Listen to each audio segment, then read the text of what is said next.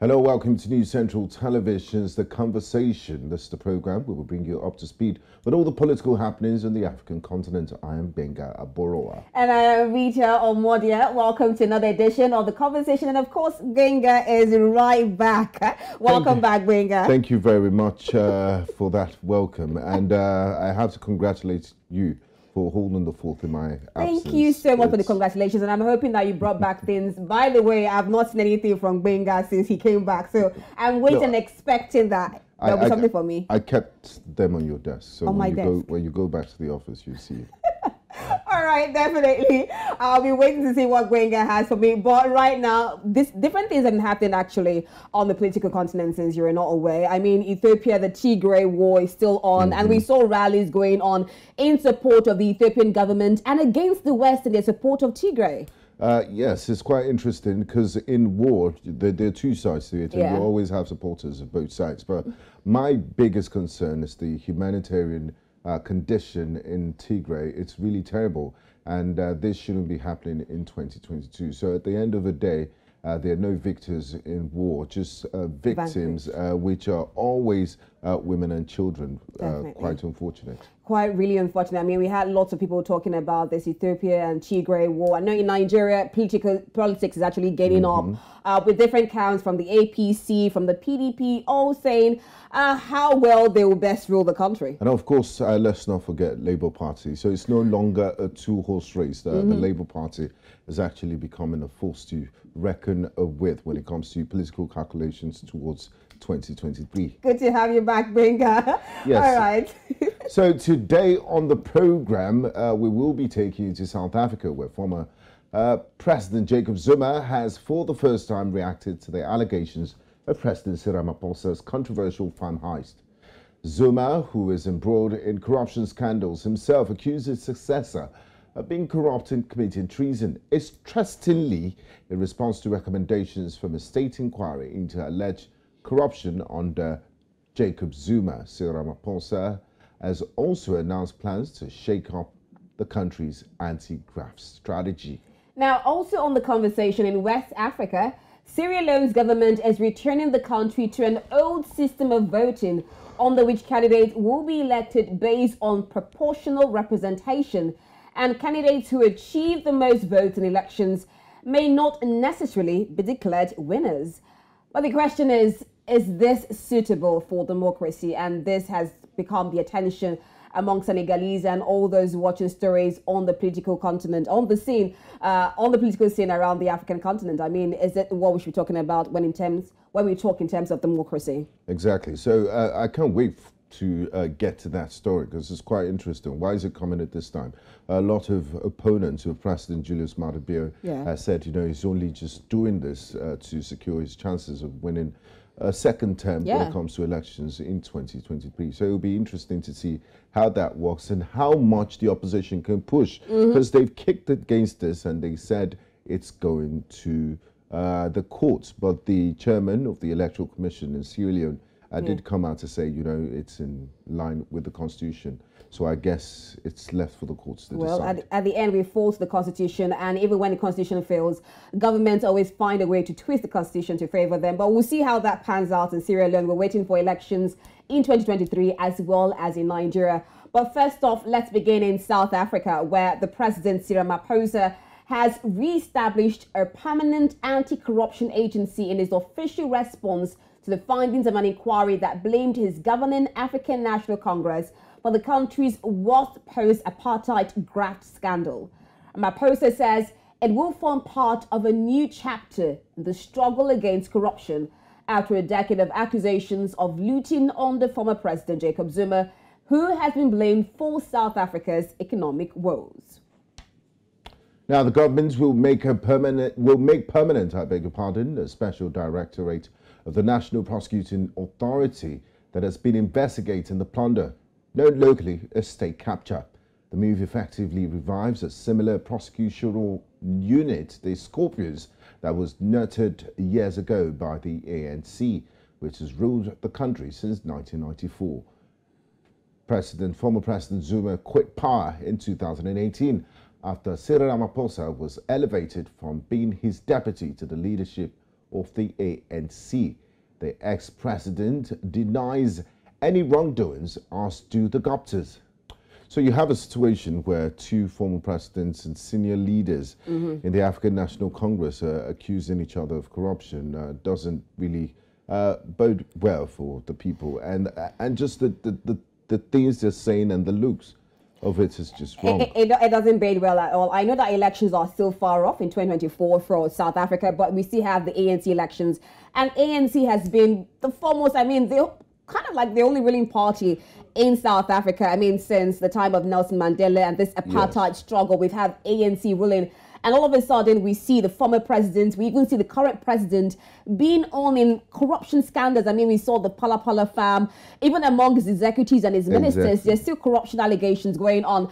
I don't know how well these reforms will go on. I mean, putting in place a permanent prosecuting inquiry investigation body. I don't know how this will pan well for the people. They're facing economic woes, they're facing water shortages, a lot of things. Blackouts, known as load shedding.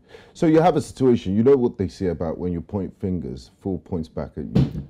And for neutrals, they will say, you know, there's no smoke without a fire. Yeah. If you examine the 9 years of President Jacob Zuma, there are so many incidents of corruption. That was why the state capture inquiry led by Justice Raymond Zondo was constituted.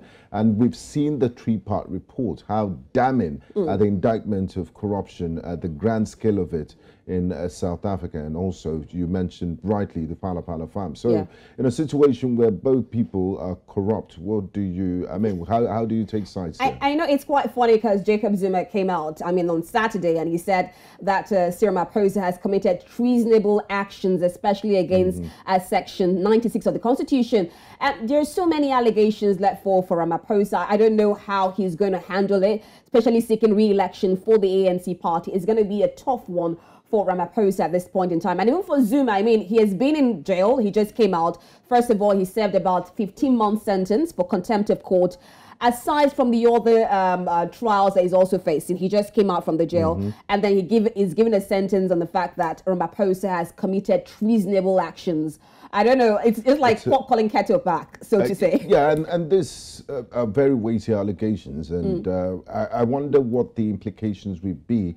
You say the elections are far away in 2024, and I wonder if the opposition parties, the DA, the Economic Freedom Fighters, will be able to capitalize on this infighting in the ANC, because they say a house divided cannot stand on its own. They are definitely capitalizing against it. I mean, I saw EFF leader Julius Malema. We saw him talking about all this. I mean, he also came out as far as, you know, it's not only Jacob Zuma that came out. We also saw former president of Thabo Mbeki coming out to criticize the president. We also saw EFF leader Julius Malema. He has been doing that all the while, talking about why Ramaphosa should step down and allow for thorough investigations to continue. These are discussions going on in South Africa, as well as other things happening in South Africa, load shedding and water resources. Inflation is also happening around the African continent and even in South Africa.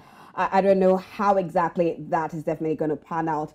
And of course, we're still looking at the fact that, as we were discussing, that the former president Jacob Zuma accused his successor of corruption and treason. Now, Zuma said this in his first reaction to Ramaphosa's controversial farm heist, in which it is alleged that the president illegally kept a large cash sum of foreign currency at his Pala game farm before it was stolen in 2020, and the theft was allegedly covered up.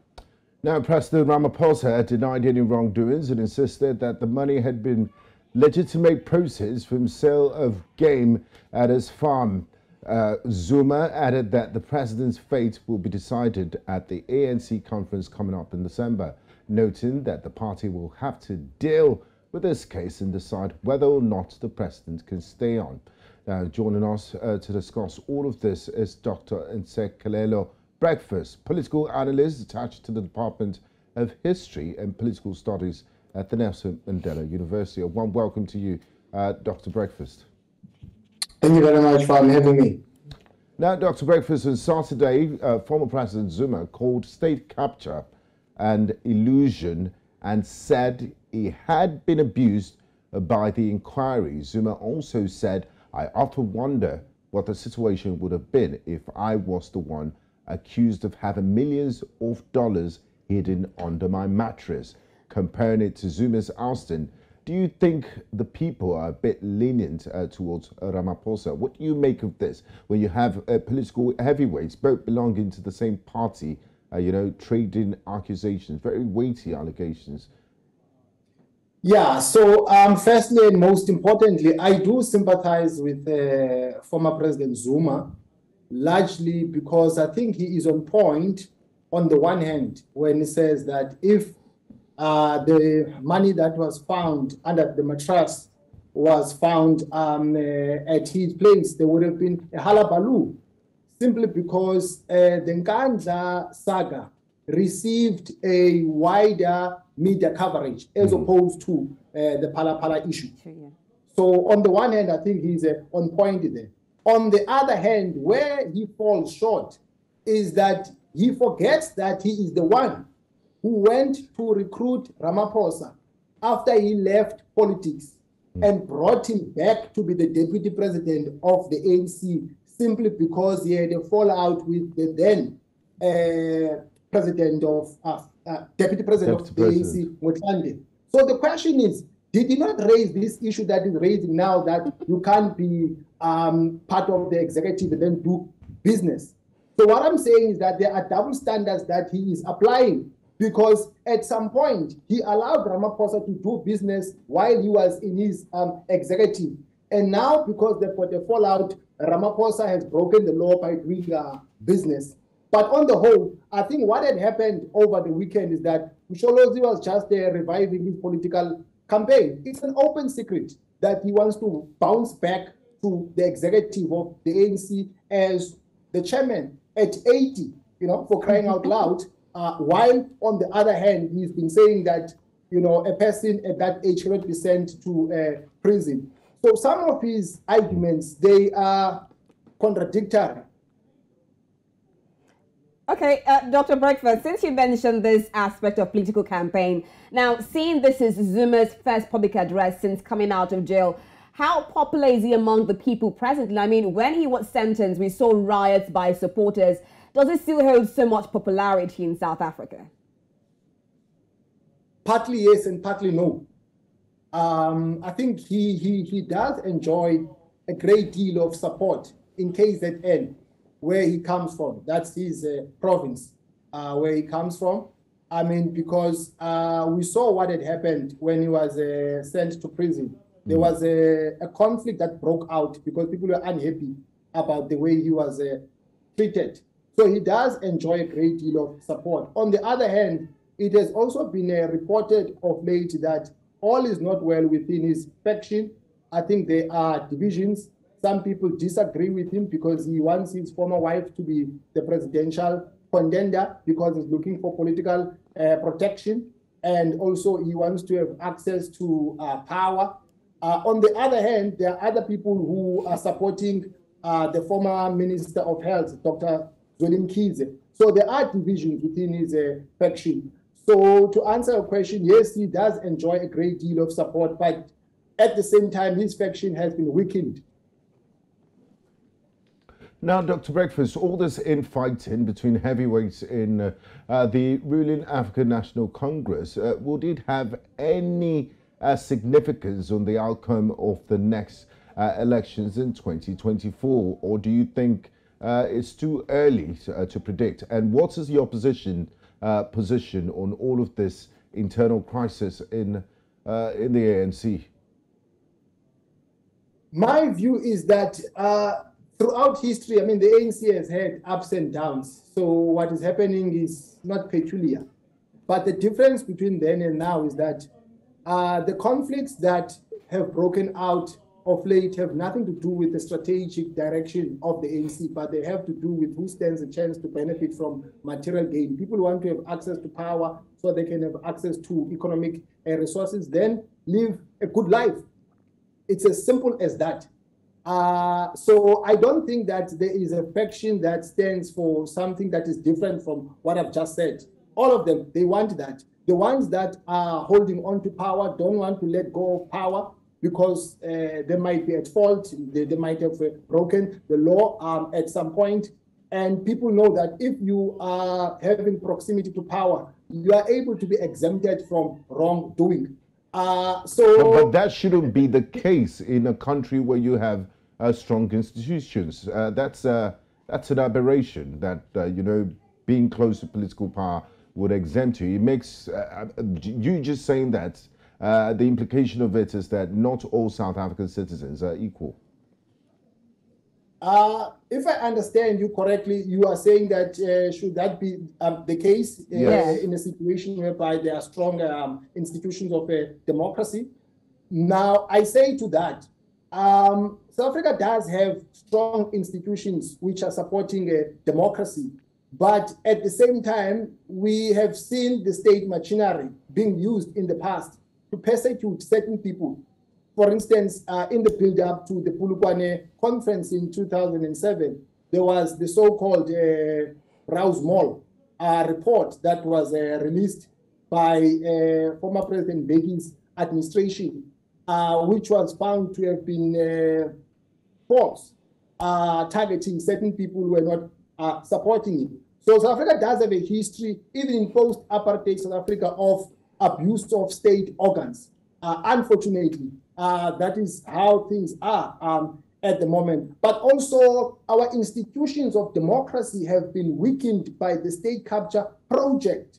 And I don't think that we are there as yet in terms of refining them, because the security architecture, for instance, was also captured in order to make room for the state capture project to flourish.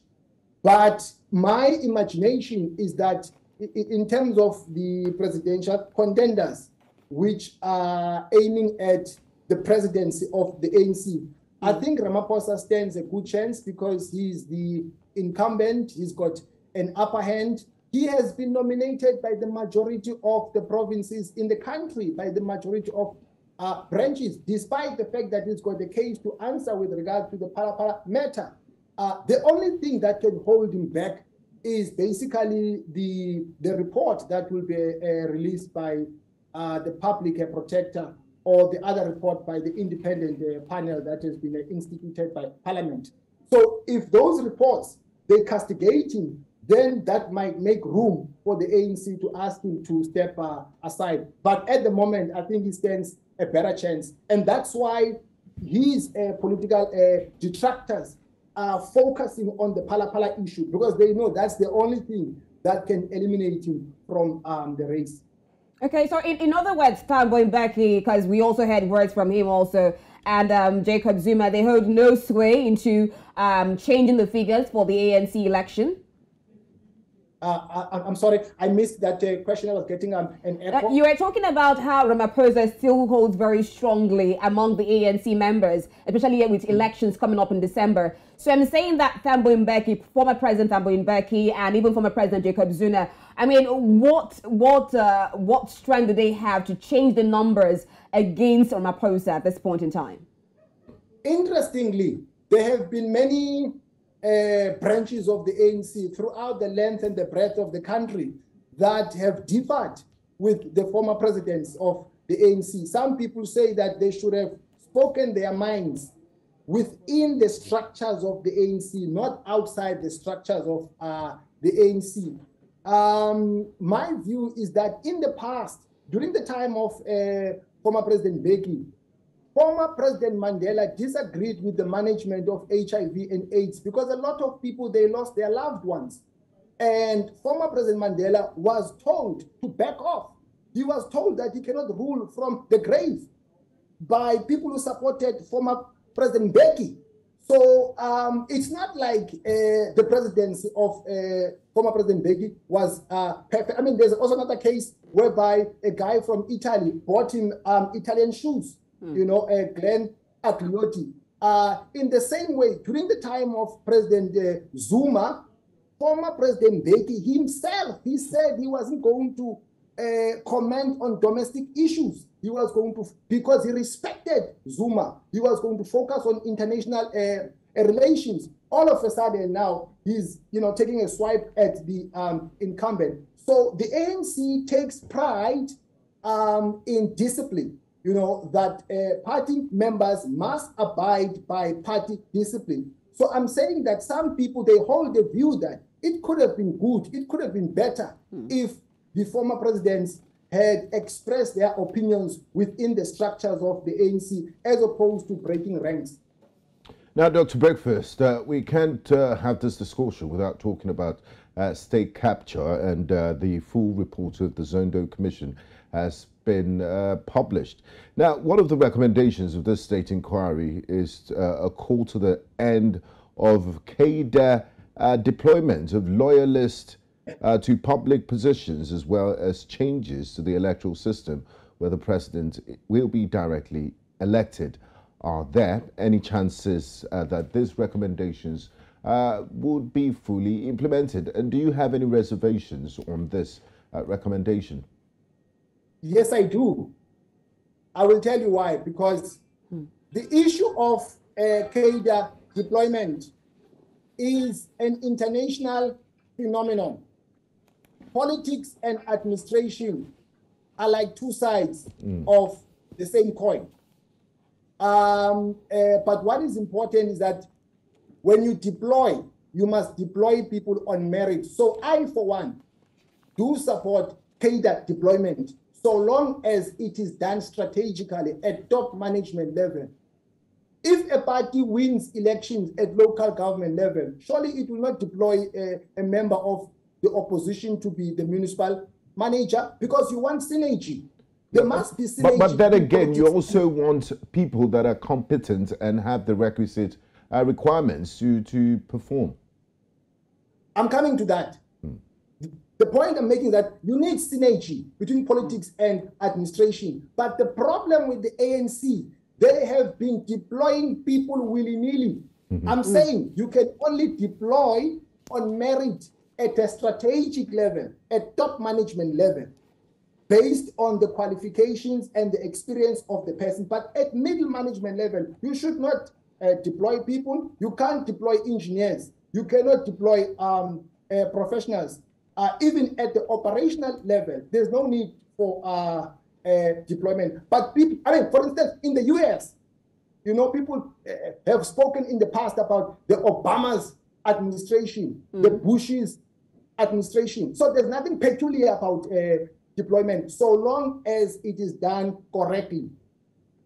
Okay, now, Dr. Breakfast, still among those questions that it's about the president being directly elected.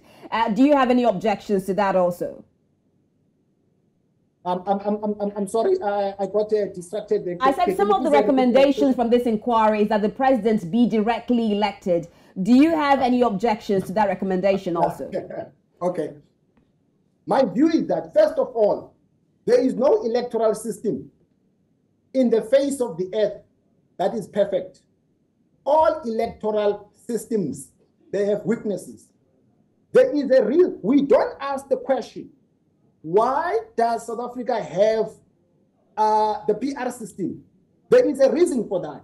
In the same way, like Nigeria, South Africa is not a homogeneous country. It is a heterogeneous country. It has different ethnic groups and different races.